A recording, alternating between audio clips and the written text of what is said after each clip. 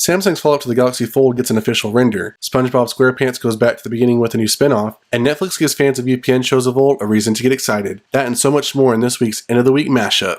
What's up guys, I'm Justin McGill and welcome back to the Mashup, where I know all the trending news stories in tech, gaming, entertainment, and more that you might have missed from the week. Before we get to this week's End of the Week Mashup, make sure to hit that like button guys, because liking these videos lets me know that you love them. Hit the subscribe notification bell so you miss any videos just like this one. Let's get to the news. Konami, the Japanese developer known for games like Metal Gear Solid and Silent Hill, has decided to join the gaming PC hardware market amongst the likes of Alienware, CyberPower PC, MSI, and others. The company has unveiled 3 low to mid-range PCs with new Airy branding, along with 2 gaming keyboards and headphones. An Engadget article details Konami's new PCs and its specs. They describe the units as featuring relatively compact mid or mini tower designs, with black and silver perforated grills on the front, not unlike the cheese graters on Apple's Mac Pros. The cheapest model is the Aerosphere C300, which is set at 184,000 yen or $1,750, with an i5 9400F processor, a GTX 1650 graphics card, 8GB of RAM, and a 512GB SSD hard drive. The higher end option, which is a C700, is priced at 338,800 yen or $3,200 US, with a water-cooled i7 9700 CPU, an RTX 2070 Super graphics card, 16GB of DDR4 RAM, a 512GB M.2 PCIe SSD, and a 1TB hard drive. The new products ship in December in Japan, although they aren't likely to come to the US as of yet.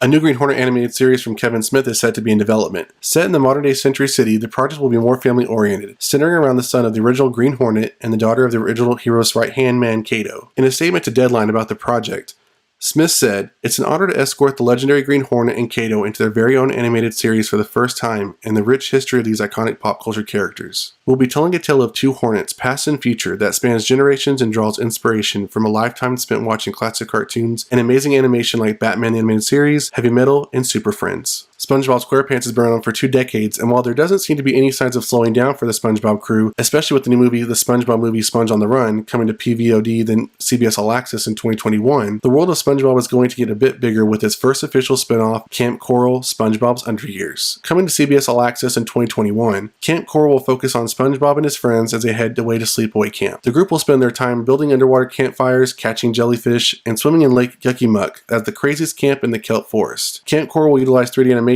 as opposed to the 2D animation used in the main series, and it will see the return of veteran series voice actors as well as some new additions.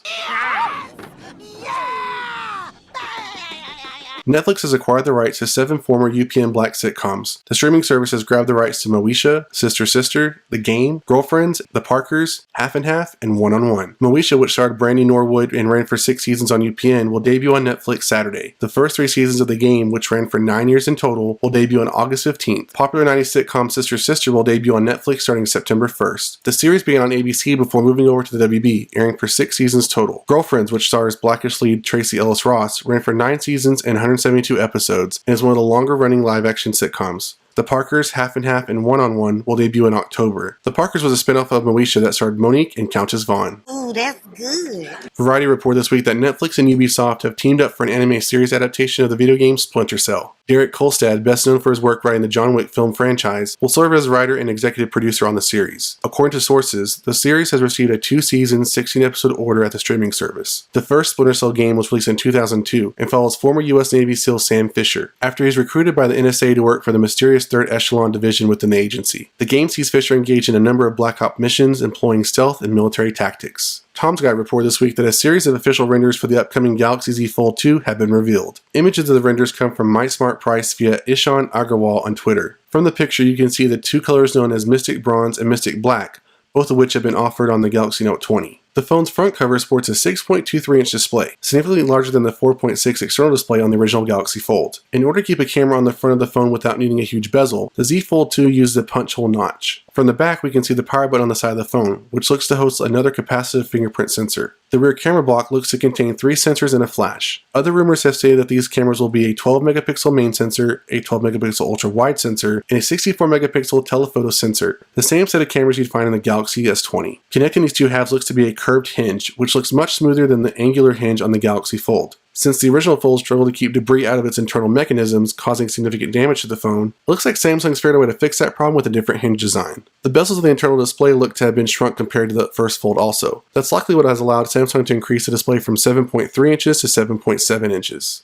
Samsung has also given this enlarged display a smooth 120Hz refresh rate, according to rumors. Internally, we're expecting the Z Fold 2 to be armed with a Snapdragon 865 chipset and 12GB of RAM with either 256GB or 512GB of storage. It should have a total battery capacity of 4,356 mAh, split across 2 individual batteries, and have 5G capability thanks to the Snapdragon Silicon. Expect a price tag of around $2,000, like the first Galaxy Fold, and there should also be an official reveal of this foldable on August 5th, the day of Samsung's Galaxy Unpacked event. Finishing out this week's news, Pixar announced this week its next original movie will be called Luca, a coming-of-age adventure set in Italy. Set to be released in theaters next summer, Luca centers on a young boy living on the Italian Riviera who shares adventures with his newfound best friend. But a dark secret about his true identity, he's a sea monster from another world just below the water surfaces, seeks to threaten that bond. Let me know in the comments what you think about this week's news. Are you thinking about the new animated series for Green Hornet and Splinter Cell? Are you going to watch the SpongeBob prequel? And are you excited about all the UPN shows coming back to Netflix? And that's it for this video, guys. If you enjoyed it, hit that like button. If you want to see more videos just like this one, hit that subscribe notification bell. And I'll see you guys next time on The Mashup.